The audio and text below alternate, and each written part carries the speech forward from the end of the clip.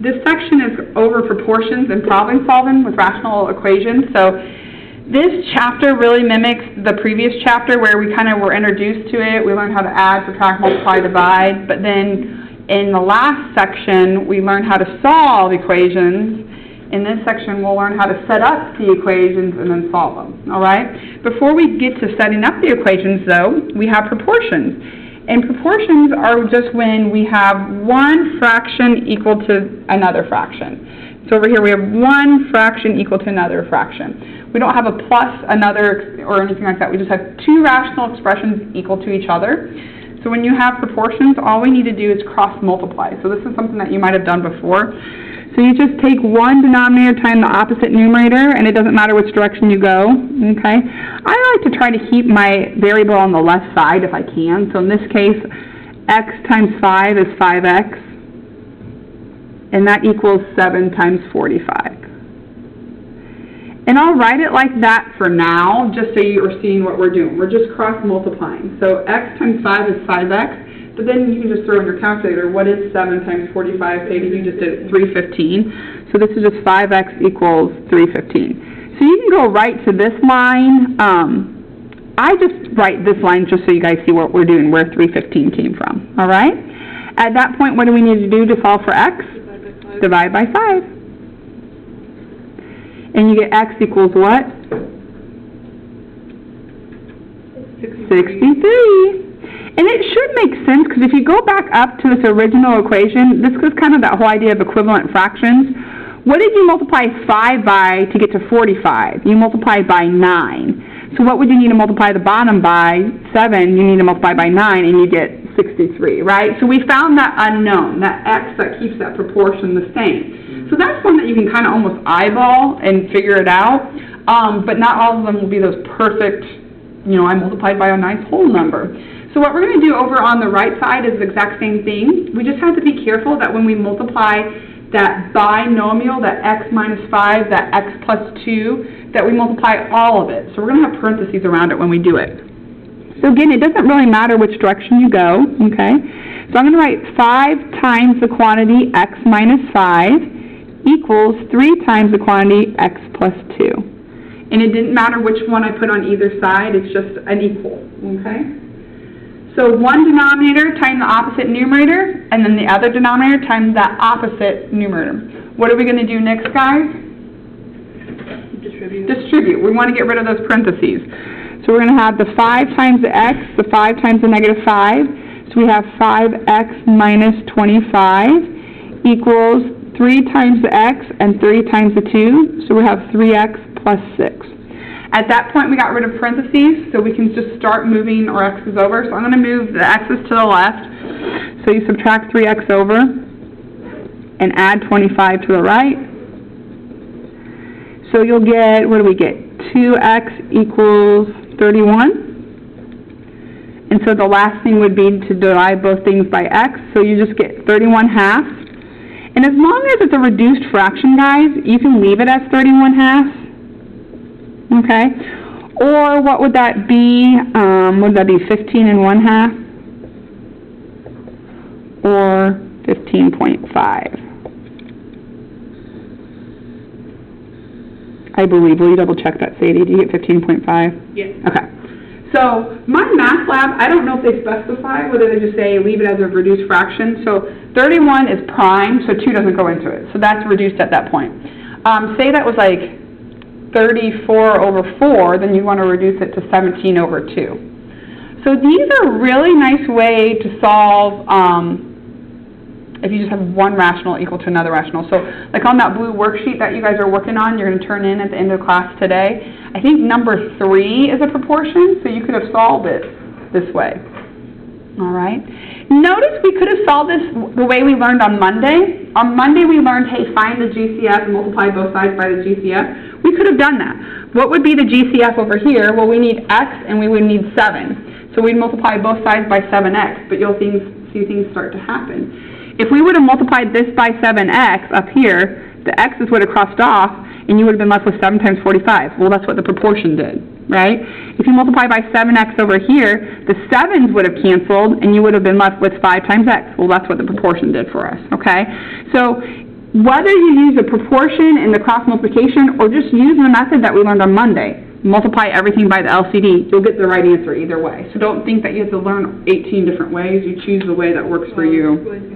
It is a lot easier. Yep. It doesn't work for all of them, but when you have one rational equal to the other, it's a lot easier. All right, what we're going to do for the rest of class, guys, is we are going to look at these word problems and set up our own equations. So they might set up to be a proportion, or they might set up to be a rational equation, and then we'll solve them. So the first one is, we have 3 boxes. So we have 3 boxes of CDRs, recordable compact discs, that cost $37.47. How much would 5 boxes cost? This is a proportion where it's giving you one scenario, and they want you to use that one scenario to figure out the other scenario, okay? How I set this up, there's many, many ways to set this up correctly, but I usually just take that first sentence and I set up a proportion based on that first sentence. So we have 3 boxes cost $37.47. 3 boxes, and usually you wouldn't put the unit there, but I like to put the unit initially so we know, what is on top, the number of boxes on top, and what's on the bottom, the price. This is equivalent to any other scenario where the number of boxes would go on top or the cost would go on bottom, depending what you're given. What were we given? We were given 5 boxes. So where is 5 boxes going to go? On top, right? We just want to match it, okay? So since boxes are on top here, we'll have boxes on top over here. And what's the one unknown we don't know? We don't know the cost, so guess what that is? X.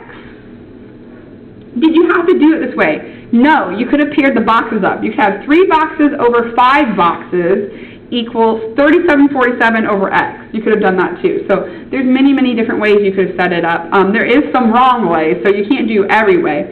But at this point, guys, it's just a proportion where we can cross multiply. We can take one denominator times the opposite numerator. So we'll have 3x equals 5 times whatever 37.47 is. And again, you don't need to necessarily write this line. I'm just writing it so you see what we're doing. What is 5 times 37.47? 187.35. Perfect. 187.35. And then what we're going to do is just divide both sides by 3. So what do you get for x? You get the dollar amount. So we're going to make sure we have a dollar. We get $62.45, I believe. We don't even need to do this anymore, but like, when I went shopping back in the day, I would do this, like price comparison, like whatever you're buying, if you can get like a 2-pack or a 3-pack, you just try to figure out which one's the better deal. Anymore, do you guys notice on like Walmart or Target, they have that unit price on the, so they're kind of doing it for you, right? But this is something that I used to do before where I would kind of, when I do buy laundry pods, yes. Like, what's the better price? Yes, exactly. Like, okay, this one has 150 for $10, and so this is kind of what we're doing. Like, this reminds me of like stamps. You buy in bulk. Like, is it really the better deal? I don't know. All right, how else can we use proportions in daily life? You can actually use it for congruent triangles. And congruent triangles, what they are triangles where all the angles are the same, but the sides are just different sides. And you're like, well, why would I ever need to use congruent triangles in real life? If you're ever trying to measure something tall in your yard, like your house or your tree, you can actually use congruent triangles with shadows, which is kind of interesting. So you could stand, because you know your height, and measure your shadow, and then measure the tree shadow, and you can actually use this formula to figure out how tall your tree is, okay? How we set this proportion up is totally up to you. You can take 2 things from one triangle and put them together, equaling the 2 things from the other triangle, or you can take this side over this side equals this side over this side. It doesn't matter, okay? So typically what I do is I kind of go with the congruency issue, and you don't have to. But I say, hey, this side is congruent to this side. So 2 yards of that shorter side is the same thing as 3 yards on the bigger triangle shorter side. You see that? So I'm just picking the same side. So when I go over here to do the second ratio, since I picked from this triangle first, I must pick 10 yards first. So 10 yards goes here, and who does he match? This one we don't know, which is X. Okay? You could have done 2 over 10 equals 3 over x. That's fine as well. So just do what you feel comfortable with, okay? So we had the shorter side over the shorter side equals the longer side over the longer side. And then you can just cross multiply at that point. So we have 2x equals 3 times 10, or 2x equals 30, or x equals 15 yards. And that makes sense because this was 2/3 the length of that one, and 10 is 2/3 the length of 15. If you were a rebel and you did 2 over 10 equals 3 over x, you would have gotten the same answer, okay? So just make sure you either pair equivalent sides or pair the same triangle. Is that okay? All right, so that's basically it for proportions. So with proportions, you'll see some just normal, flat-out solve these proportions, or you might have to set up a proportion based on the word problem or the congruent triangles, okay? And we only needed 2 sides, so that even if they label 3 sides, you only need to use 2 of them. So just FYI, because I think that's how the worksheet is. I think the worksheet gives you too many sides. You don't need to use all of them. Make sure you use the side that you don't know for sure, but then you can either pick this shorter side or this longer side if it was labeled. All right, so from here on out, guys, it's going to be word problems that when we make them, they will be a rational equation like the ones that we did on Monday, okay? So there won't be a proportion where we can just cross multiply. We'll have to do, so this is good for those that weren't here because once we set up the equation, we'll solve it the way we learned on Monday. So let's see what's going on here. It said the quotient of a number and 6 minus 5/3 is the quotient of the number and 2. What's quotient mean? What math are we doing if we have a quotient? Division, yep. And what's the number? Do we know the number? No, so what am I going to label that? X. Do you guys agree that minus is subtract? And is always equal. What does it equal? The quotient again, which is division, of the number, again, that's our x, and 2. So we're going to just move left to right and build that math equation, all right? So quotient means we're going to take division. We're going to take division of what? A number, which is x, and 6. So we're going to write this as x over 6. There's the quotient of a number and 6. And then what do we need to do next?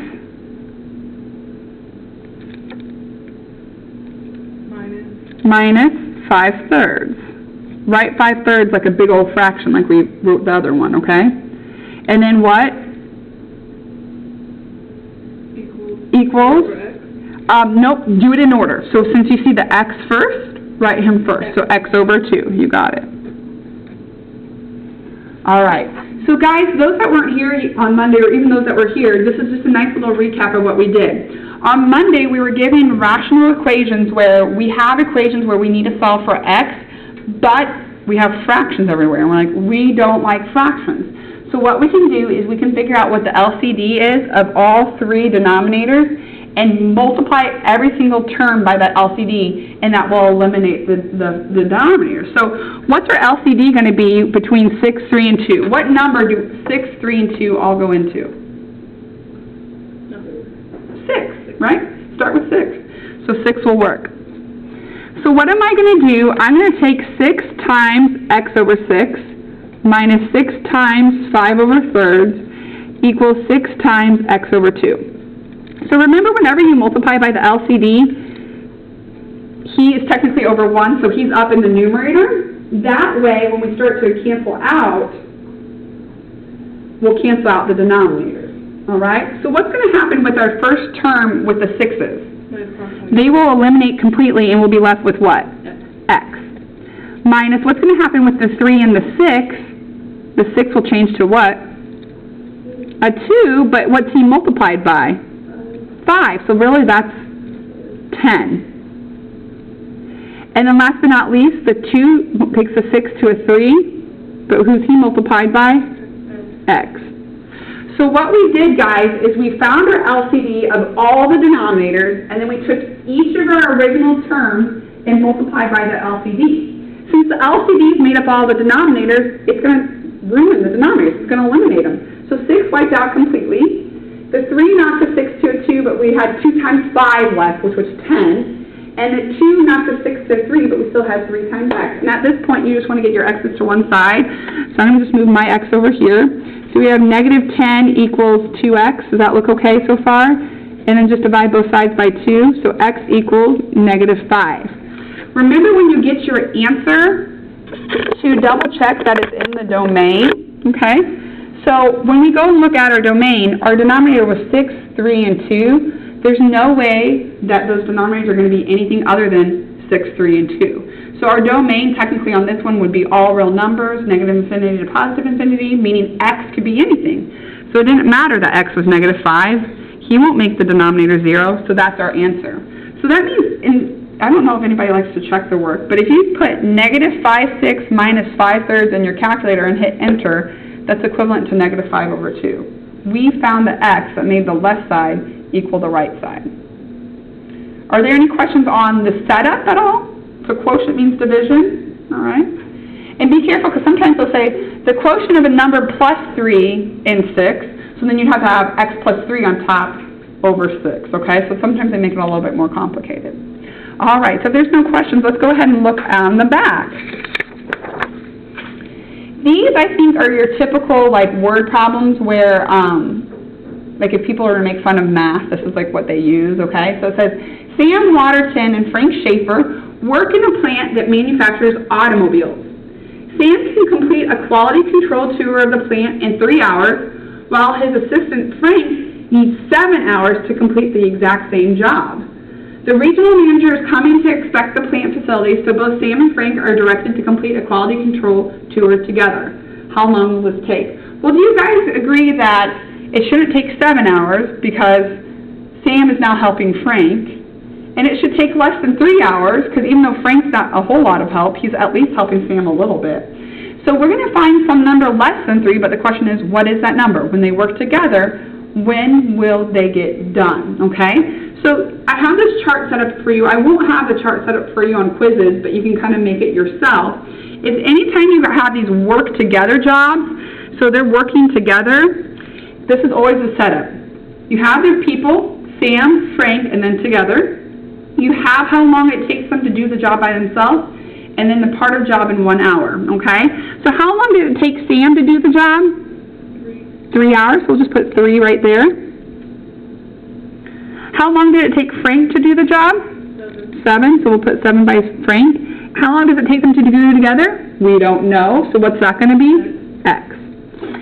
And that X, guys, could be anywhere. So they might say, hey, Sam takes 3 hours, and when Frank helps them, they only take 2 hours. How long does it take Frank? So you would have 3, 2, and then an X there. So that X can kind of go where the unknown is, all right?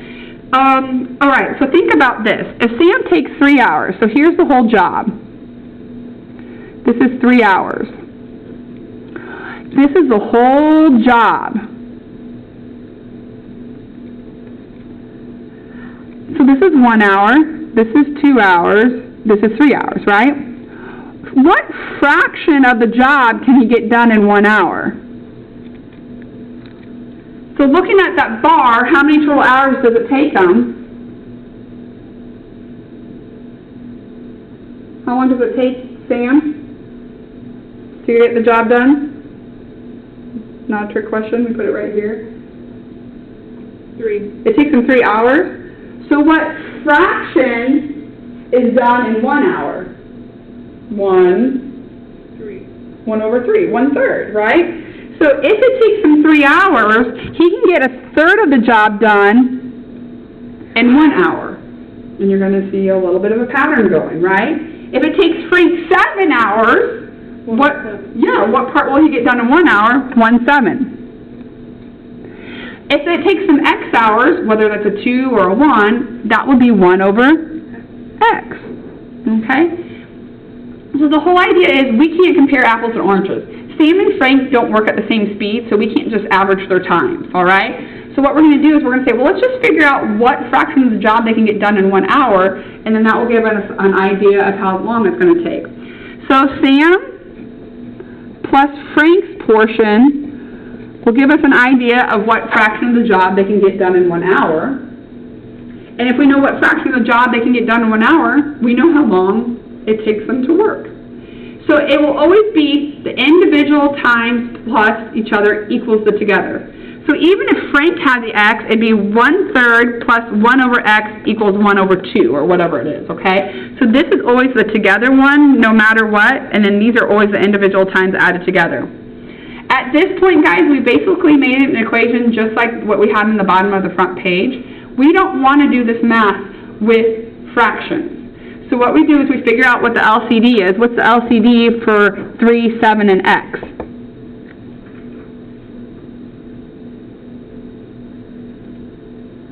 3, 7x. Yep, 3 and 7 and x, right? They don't share anything, so we need all parts. So what's 3 times 7 times x end up being? 21x. Okay? So our LCD is going to be 21x. Don't forget the x. It's really easy to focus on just the numbers, but x is a denominator as well. So does everybody remember what an LCD must consist of? Remember, you have to have every denominator represented. So you need a 3, got it. You need a 7, got it. And you need an x, got it. So that's why 21x is our denominator. So we're going to take 21x times each part.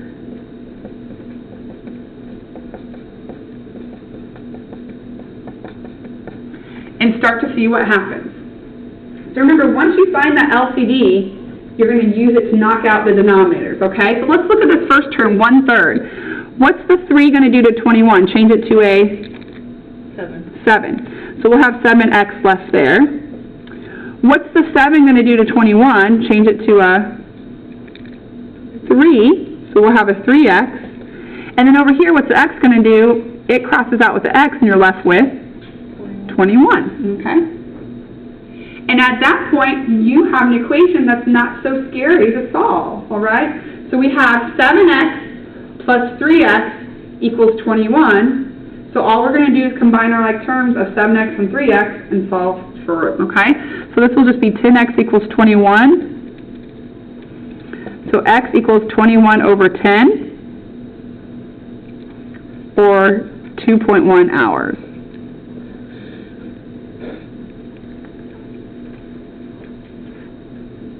Okay? Like I said, we knew it was going to be less than 3 because Sam can do it alone in 3 hours, but Frank was helping him. Frank wasn't a whole lot of help. He took almost an hour off. But so the answer should always be less than both of those numbers, right? So 3 and 7 were the individuals. So your answer, if they're working together, will always be less than that. So almost as if it's like a time one, you don't care if it stays as a fraction? As long as it's reduced. Okay. Yep. So 21 over 10 doesn't reduce any, so that's fine. All right, last one here, guys. Like I said, I think this truly is the joking part of the math world. You know, if a train goes this way and a train goes that way, how long till they meet? That's basically what we're doing here. It says a car travels 180 miles in the same time that a truck travels 120 miles. If the car's speed is 20 miles per hour faster than the truck, find the car's speed and the truck's speed, okay? How we're going to do this is we're going to, this reminds me of Math 112. If you took Math 112 here, these are the problems that you solve. So what we want to remember is rate times time equals distance. So we're going to make our own little chart. Rate times time equals the distance. So we're going to focus on the car, and we're going to focus on the truck, and we're going to fill in what we know.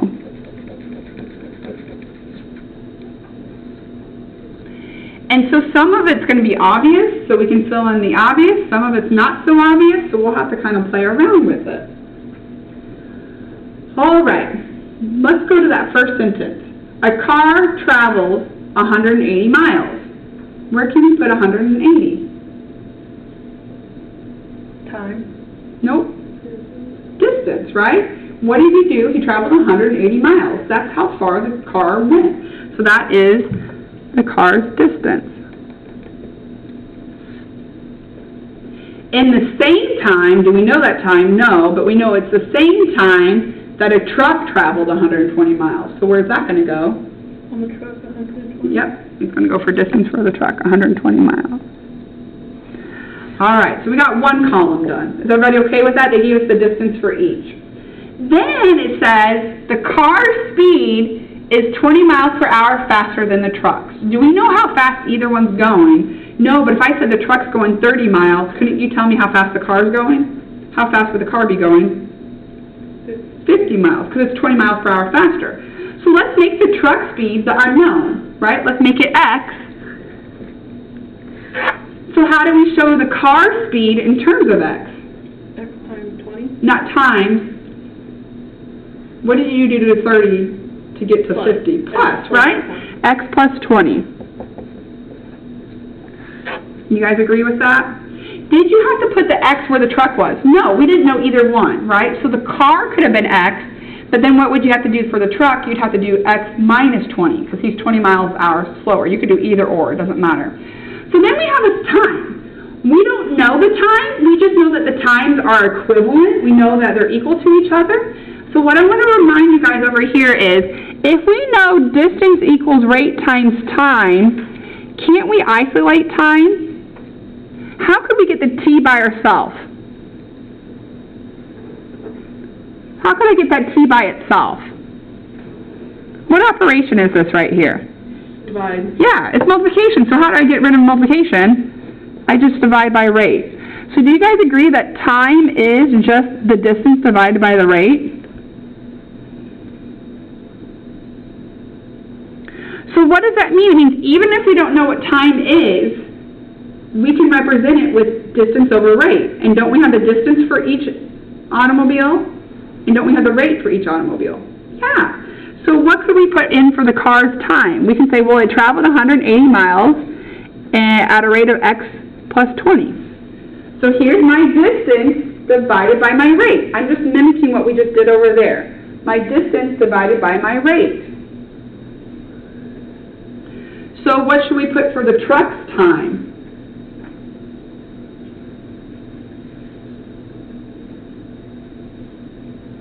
What should we put in there for the truck's time?